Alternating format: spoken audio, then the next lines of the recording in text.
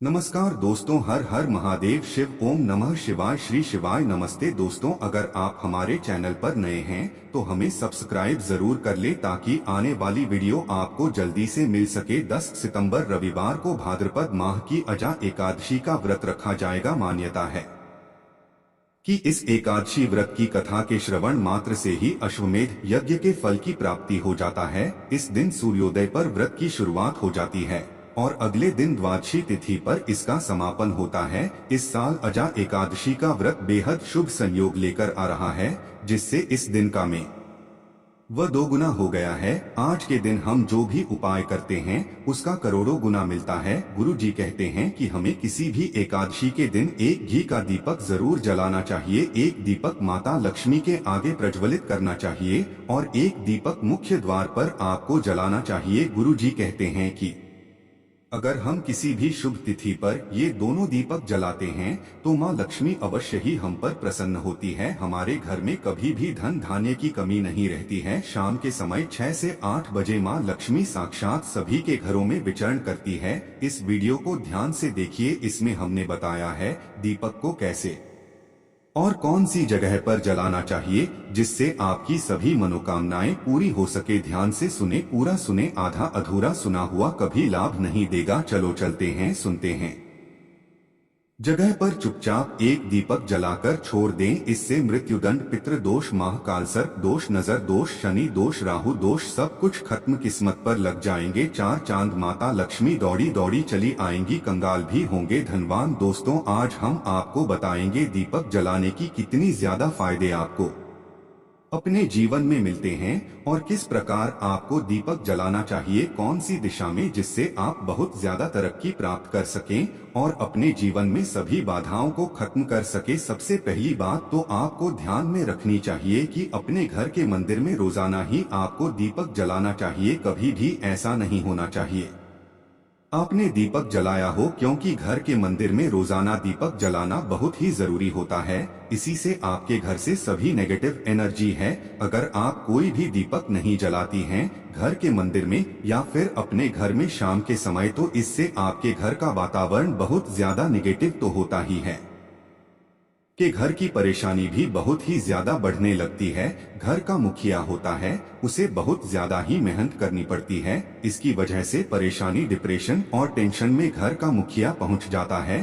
शाम का समय हिंदू धर्म में बहुत ही ज्यादा महत्वपूर्ण माना जाता है और जो लोग शाम के समय कभी भी घी का दीपक या फिर का दीपक अपने घर में नहीं जलाते हैं तो उनके घर में हमेशा ही मुसीबत बनी रहती है। यानी कि एक मुसीबत से निकलते हैं तो दूसरी मुसीबत में उससे पहले ही फंस जाती है और हमेशा ही धन की समस्याएं, परेशानियां बढ़ती रहती हैं। उनके जो बच्चे होते हैं वो भी उनके खिलाफ होने लगते हैं, उनका कहना बिल कोई भी नहीं मानते हैं। इसी तरह से घर का पूरा माहौल ही दुखपूर्ण होने लगता है। काफी लोग इन चीजों को मानते भी हैं लेकिन जानते हुए भी उपाय नहीं कर पाते हैं और भूल जाते हैं। उन्हें इन चीजों से होने वाले नुकसान के बारे में पता नहीं होता है। इसीलिए रोजाना आपको एक घी का दीपक या फिर तेल का दीपक जलाना बहुत ही जरूरी होता है। अगर आप नहीं जला सकते हैं तो कोई और व्यक्ति भी आपके घर में दीपक जला सकता है, लेकिन रोजाना दीपक जलाना बहुत ही जरूरी होता है।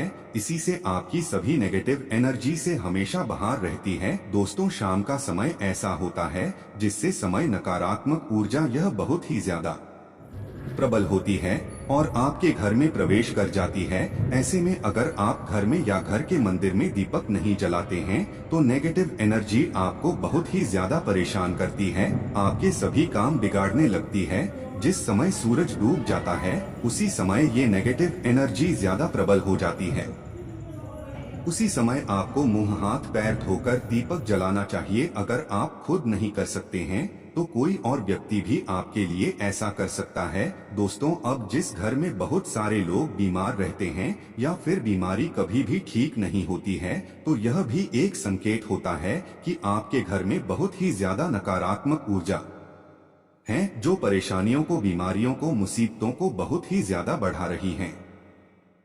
सभी चीजों को खत्म करने के लिए आपको अपने घर में जब सूरज ढल जाता है तो उस समय घी का दीपक या फिर सरसों के तेल का या फिर तिल के तेल का दीपक भी पूर्व दिशा में आप जला सकते हैं। लेकिन रोजाना इन चीजों को करना बहुत ही जरूरी है, तभी आपको इसके लाभ मिल पाती है। अगर आपके घर में धन से जुड़ी समस्याएं, नौकरी, बेबस आई से जुड़ी हुई कोई भी समस्याएं हैं, अगर ऐसी समस्याएं बहुत ही ज्यादा होती है तो आपको अपने घर के उत्तर दिशा में रोजाना ही घी का दीपक जलाना चाहिए। इससे एक भी दिन आप मिस न करें। अगर आप रोजाना उत्तर दिशा में घी का दीपक जलाते हैं तो इससे आपकी धन से जुड़ी हुई समस्याएं खत्म हो जाती है। जिन लोगों को नौकरी नहीं मिलती है तो उनको भी नौकरी मिलने लग जाती है। और अगर वही व्यक्ति जिसको परेशानी है और वहीं अगर रोज दीपक जलाता है तो इससे मिलने वाले फायदे और भी ज्यादा हो जाती हैं। शाम के समय घी का दीपक या फिर तेल का दीपक जलाना बहुत ही जरूरी होता है। हाँ, कभी भी इन चीजों को नजरअंदाज न किया करें, क्योंकि इन्हीं से आपके जीवन में परेशानियां बढ़ जाती है और आपको मुसीबतों का सामना करना पड़ सकता है। आपको यह जानकर हैरानी होगी कि जो भी घी का दीपक आप जलाते हैं उससे निकलने वाली ऊर्जा होती है, वह आपके घर में जब फैलती है तो इससे घर का माहौल एकदम से सुख में बनने लगता है, यानी कि पॉजिटिव होने लगता है। घर के सभी लोग शांति से रहने लगते हैं। इसी प्रकार से जो तेल का दीपक होता है, यह भी जब जलता है तो इससे आपके आसपास जितनी भी नकारात्मक ऊर्जाएं हैं वो खत्म हो जाती है, क्योंकि इन दीपकों से निकलने वाली जो ऊर्जाएं होती है, धुआं होता है, वो नेगेटिव एनर्जी निकालता है और आपके आसपास की एनर्जी को पॉजिटिव बनाता है। तो यह बहुत ही जरूरी चीजें हैं। शाम के समय कभी भी आप इन चीजों को कभी मिस न किया करें, तभी आप अपने जीवन में सफलता पा सकते हैं और आपकी जितनी भी मनोकामनाएं हैं वो भी पूरी होती है। दोस्तों, हम अपने घर के पूजा घर में पूजा पाठ करते हैं और मूर्ति आदि रखते हैं। दोस्त, मूर्ति का क्या महत्व होता है, आज हम आपको इस वीडियो के माध्यम से बताने वाले हैं, जिससे घर के पूजा घर में एक साथ ये दो मूर्ति होती है, वहाँ पर बनता है राजयोग और दुनिया आपके कदमों में आ जाती है। कहने का तात्पर्य है कि आपको सर्व सुख प्राप्त हो जाता है, जिसकी आपने कल्पना की है, जिसकी आपने मनोकामना मांगी है। दोस्तों, घर के पूजा घर में हम पूजा करते हैं, पूजा पाठ करते हैं और पूजा पाठ के माध्यम से कुछ चीजें देखने और मनाने आदि का प्रयत्न करते हैं, ताकि हमें उस पूजा का फल प्राप्त हो जाए और हम उसी अनुरूप घर के अंदर मूर्ति आदि लगवाते हैं, ताकि हम उन देवी देवताओं का सुंदर मुख देख सके और उनका आशीर्वाद प्राप्त कर सके। लेकिन दोस्तों, अगर हम अपने घर के पूजा घर में इन मूर्तियों के साथ अन्य मूर्तियां भी रखते हैं तो निश्चित तौर पर हमारी किस्मत बदल जाती है और देखते ही देखते हमारे जीवन के अंदर की सारी कंगाली समाप्त होने लगती है। दोस्तों, बात करते हैं उन मूर्तियों के बारे में कि आखिर कौन सी दो मूर्तियां एक साथ में आपको रखनी चाहिए ताकि उसका सच्चा सर्व सुख आपको प्राप्त हो सके।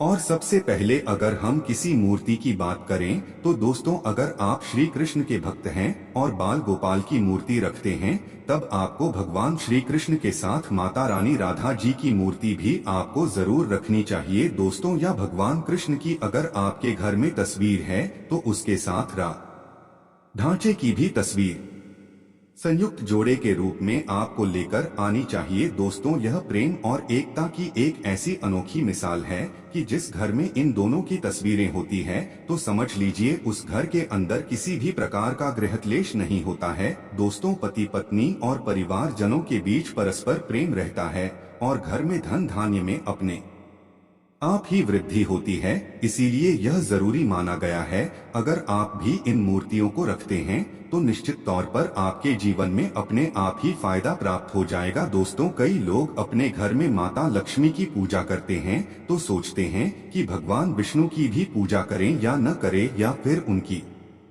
मूर्ति साथ में रखें या ना रखें। दोस्तों, हमेशा भगवान श्री विष्णु जी और माता लक्ष्मी की पूजा आपको एक साथ करनी चाहिए। दोस्तों, देवाधिदेव महादेव भगवान विष्णु और भगवान ब्रह्मा जी तीनों ही देवताओं को सर्वशक्तिमान देवता माना गया है और 13 देवों में भगवान विष्णु जी को पूजा जाता है। तो अगर आप अपने घर के पूजा घर में लक्ष्मी नारायण जी की संयुक्त रूप में पूजा करते हैं तो निश्चित तौर पर आपके घर में दिन दुगनी रात चौगुनी वृद्धि देखने को मिलती है। दोस्तों, इसीलिए आप भगवान विष्णु जी के साथ माता लक्ष्मी जी की पूजा करें। अगर माता लक्ष्मी की अकेली तस्वीर है तो आपको उनके बाईं तरफ भगवान श्री गणेश और भगवान श्री कुबेर जी की मूर्तियां तस्वीर अपने घर के मंदिर में जरूर लगाने चाहिए। अगर आप माता लक्ष्मी जी के बाईं तरफ भगवान श्री गणेश जी की मूर्ति लगाते हैं या तस्वीर लगाते हैं तो आपको निश्चित तौर पर लाभ प्राप्त होता है और देखते ही देखते आपके जीवन के अंदर की कंगाली समाप्त होने लगती है और धन प्राप्त के लिए आपको लक्ष्मी गणेश जी की संयुक्त रूप से पूजा करनी चाहिए। माना जाता है माता लक्ष्मी धन देती है तो भगवान श्री गणेश रिद्धि सिद्धि का भंडार और वृद्धि का विकास करते हैं। इसी वजह से इनकी पूजा बहुत जरूरी मानी गई है।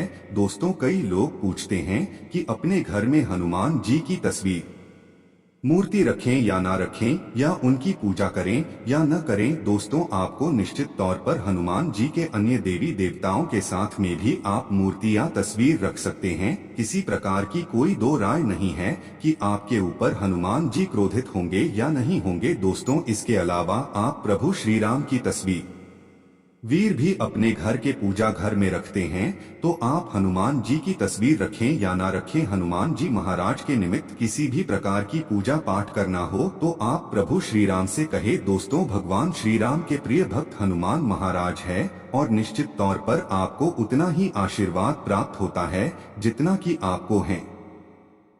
हनुमान जी की मूर्ति या तस्वीर का पूजन करने से होता है। या फिर आप क्या करें, श्री राम दरबार की तस्वीर अपने घर में लेकर आए और श्री राम दरबार की तस्वीर का पूजन करें, या उनकी मूर्ति या उनके किसी प्रकार की कोई चीज आपके पास है तो आप उनका पूजन करें। इसमें सारे देवी देवताओं को आपको आशीर्वाद प्राप्त हो जाता है। हनुमान जी से लेकर माता सीता, भगवान श्री राम और अन्य देवी देवताओं का भी आशीर्वाद आपको प्राप्त हो जाता है। तो निश्चित तौर पर अपने घर के पूजा घर में एक साथ आप ये तस्वीर रख सकते हैं। आपके जीवन में राजयोग की प्राप्ति हो जाती है। दोस्तों, इसी तरह अगर आप अपने घर के पूजा घर में या किसी अन्य स्थान पर अगर कोई तस्वीर रखना चाहते हैं और उसे लगाकर अपने घर में लाभ प्राप्त करना चाहते हैं तो अपने घर में या पूजा घर में आपको निश्चित तौर पर तेरे बेबों की तस्वीरें या मूर्ति एक ही स्थान पर लाकर जरूर रखनी चाहिए। ब्रह्मा, विष्णु और महेश, इन तीनों की संयुक्त रूप से इनकी एक साथ वीर अपने घर के मंदिर में या अपने घर में कहीं भी लाकर रख देनी चाहिए। माना जाता है कि इन तीनों देवताओं के एक साथ दर्शन करने मात्र से हमारे बड़े से बड़े ने और बड़े से बड़े कष्ट ऐसे ही समाप्त हो जाते हैं। इसी वजह से इन तीनों की एक साथ में तस्वीर या मूर्ति लाकर आपको पूजा जरूर करनी चाहिए। दोस्तों, अब बात करते हैं कि कुछ ऐसी तस्वीरें होती है या ऐसी मूर्ति तेरह होती हैं जिनको आपको अपने घर के पूजा घर में स्थान ही नहीं देना चाहिए। अगर आपने इन तस्वीर या मूर्ति को अपने घर के पूजा घर में स्थान दिया है तो समझ लीजिए कि आपको कंगाली का सामना करना पड़ेगा या फिर देवी देवताओं के क्रोध का सामना करना पड़ेगा। दोस्त, और एक बात बता दें कि मंदिर में कभी भी विषम संख्या में गणेश जी की मूर्तियां न रखें, जैसे कि 1, 3 या 5 ऐसे रखना अशुभ माना जाता है। 2 मूर्तियों को एक साथ रखना शुभ माना गया है। अगर आप सिर्फ गणेश जी की मूर्ति रखते हैं तो इसके अलावा किसी भी प्रकार की मूल आपको नहीं रखनी चाहिए। दोस्तों, इन्हें स्थापित करते वक्त ध्यान दें कि गणेश जी का चेहरा हमेशा घर के मुख्य दरवाजे की तरफ होना चाहिए ताकि आपको अच्छे और सच्चे धन लाभ की प्राप्ति हो। और इस बात का ध्यान रखें कि घर में अंगूठे से बड़े आकार का शिवलिंग आपको भूलकर भी नहीं रखना चाहिए। हमेशा एक छोटा सा शिवलिंग रखें और इससे ज्यादा शिवलिंग आपको नहीं रखना चाहिए। दोस्तों, वैसे तो आपको अपने घर में शिवलिंग रखना ही नहीं चाहिए, उसके बाद भी अगर आप रखते हैं तो अंगूठे के आकार से बड़ा शिवलिंग आपको नहीं रखना चाहिए। आप छोटा शिवलिंग रख दें और ध्यान रखें कि एक से ज्यादा शिवलिंग आपको भूलकर भी नहीं रखनी है। घर में अगर आप शिवलिंग रखते हैं तो शिवलिंग के ऊपर आपको तुलसी भूलकर भी नहीं करना चाहिए। अगर आपने शिवलिंग रख लिया है और उस पर तुलसी अर्पण कर दी है तो देवी देवताओं के क्रोध का आपको सामना करना पड़ेगा। दोस्तों, मंदिर में हमेशा अगर आप हनुमान जी की तस्वीर रखना चाहते हैं, आप हनुमान जी महाराज के अनन्य भक्त हैं, तो बैठे हुए हनुमान जी महाराज की मूर्ति की रखिए। बजरंगबली रुद्र भगवान शिव के अवतार हैं, इसीलिए उनकी भी शिवलिंग की तरह ही मूर्ति रखी। साथ ही जो पति पत्नी होते हैं, वैवाहिक जीवन आपने नया स्टार्ट किया है, तो हनुमान जी की मूर्ति या तस्वीर अपने कमरे में, अपने बेडरूम में आपको भूलकर भी नहीं रखनी चाहिए, अन्यथा आपको आपके जीवन में कई प्रकार के दोषों का सामना करना पड़ता है। दोस्तों, हनुमान जी ब्रह्मचारी हैं, तो इस बात का आपको ध्यान रखना चाहिए। दोस्तों, राधा कृष्ण की मूर्तियां अगर आप जैसे अपने शयन कक्ष में सोते हैं और वह आपके बैंक के सामने की तरफ रखी है कि जैसे कि आप सुबह उठे और आपको उठते ही पहले उनके दर्शन हो जाएं, तो समझ लीजिए कि आपका जीवन मालामाल होने वाला है। किसी भी प्रकार का कोई दुख धन की चिंता आपके जीवन में नहीं रहेंगी। दोस्तों, इसी तरह अगर माता दुर्गा की तस्वीर आप अपने घर में लेकर आना चाहते हैं और चाहते हैं कि माता दुर्गा की तस्वीर के माध्यम से आप अपने जीवन में समृद्धि देखें, तो दोस्तों भूल कर भी आपको माता दुर्गा की क्रोधित अवस्था की तस्वीर जैसे कि महाकाली की तस्वीर या फिर महिषासुर का वध करते हुए या क्रोधित अवस्था में मां लक्ष्मी की, माता दुर्गा की तस्वीर लाकर आपको उनकी पूजा नहीं करनी चाहिए। दोस्त, तो हमेशा शांत और सुंदर मुख वाली तस्वीर ही अपने घर के अंदर लाकर पूजा करनी चाहिए। बहुत ही शुभ और मंगलकारी माना जाता है। दोस्तों, इस बात का ध्यान रखें कि अगर आप अपने घर में मूर्तियां रखते हैं तो आपको इनको भूलकर भी टूटे हुए चावल नहीं चढ़ाने चाहिए। बेहतर होगा कि आप हल्दी में चावल को पीला करके ही वो चावल चढ़ाएं, लेकिन टूटे हुए चावल आपको भूलकर भी माता लक्ष्मी को या अपने घर में देवी देवता को नहीं चढ़ाने चाहिए। दोस्तों, इसी तरह इस बात का भी ध्यान रखें कि अपने घर के मृत परिजनों या पूर्वजों को मंदिर में स्थापित न करें, ऐसा करना अशुभ माना जाता है।